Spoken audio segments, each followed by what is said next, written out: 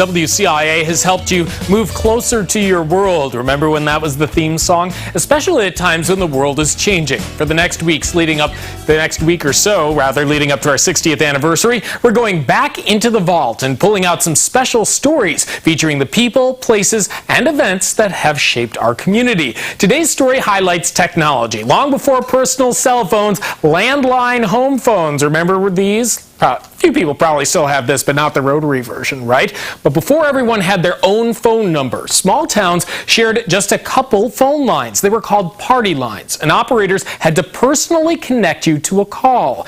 WCIA's Paul Davis filed this report in December 1968 from Danforth in Iroquois County, a small town that was about to make a big conversion from party lines to direct dial phones. Up a long flight of stairs, in an extra-large room, one of the last manually operated telephone switchboards is entering its last year of operation. In October, mid-continent of Brand 2 bought the Danforth Telephone Exchange, which had been a mutual service of the 280 customers. Now they're preparing the conversion to dial. I talked with Chief Operator Helen Johnson. Do you personally enjoy having the human element in the telephone service? Well, I always did. I think the other girls did too, because you do have a lot of friends and you know everybody by their first name. You don't even have to ask them what their number is, you know.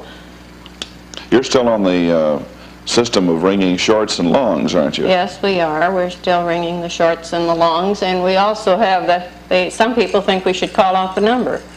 Get that in. How could you do that? Well, if we ring their number, they expect us to call their number out on the line so they'll know it's their ring. Waiting. Are you through? Sometimes you know you're too busy, you can't do it. Do you have a lot of eavesdropping on these party lines? Yes, I think there's quite a little. Waiting. At least that's what we're told. The new system will be all private lines. Everything will be private lines. That'll all be different. Are you waiting? Are you through? Danforth. Thank you. What was the ice storm like a couple of years ago when all the phone lines were going out?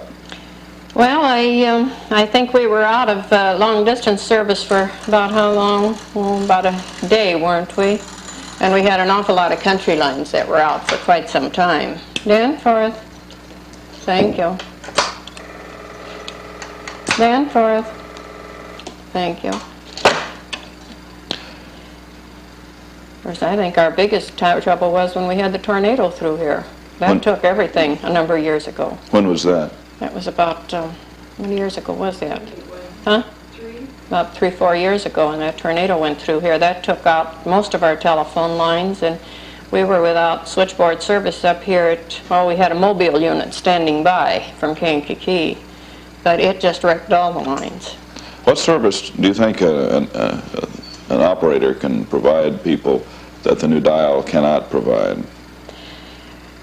Well, I think to the older people, they kind of depend on an operator.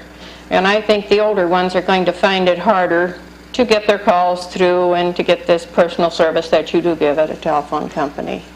I don't know that the others will, but that's the way we feel, that it's the older people that are going to miss it. 4 operators man the switchboard 24 hours a day. The night operator can use a hide-a-bed to catch 40 winks. A bell will summon her to the headset. The bell stimulated by the crank phones still in use. You function as a fire department and as an ambulance service and all sorts of things, don't you? Yes, we sure do. We get out the firemen, and if anybody's ill or anything like that, we get the ambulance and call a doctor. Of course, that's all going to be changed when they go dial. They may have to have an answering service for some of this, or a fire phone. Don't you blow a noon whistle in Danforth? Yes. How do you do that? Well, we have this a fire siren right above us here, and we blow it at noon. They'll have to find a new place for that. Yes, I imagine they'll have some automatic place like they do in most towns, I think, to blow it. Only a handful of manual switchboards remain in Illinois, and to keep up with the new services in this age of automation, they can't last much longer. This is Paul Davis. Interesting, huh? Isn't that crazy? Look back. I love I was doing the looking back. math. I was like, that was 45 years ago. Do you think they would have ever thought we are where we're at right now back then? Oh, probably not, right, with the handheld cell Yeah. phones where you can FaceTime with people right on your know. phone. I mean, it's incredible where time and technology have I taken know. us. I still wish we had that noontime whistle, though. Well, we are celebrating WCIA's 60th anniversary this month, so in this week's CI Snapshots, we will share some behind-the-scenes pictures from the old days. This image comes from the WCIA studios from about 1958, about 10 years before that story first aired. So you can see there, that was the news set. On the lower left-hand side, you can see Fred Sorensen right there. They used a solid wood background for a backdrop. Fred Sorensen, of course, the station's first news anchor. And they had a guy with the boom mic and the cameras there. Yeah, they read the closing numbers from the Chicago Board of Trade and wrote them up on that chalkboard next to the set.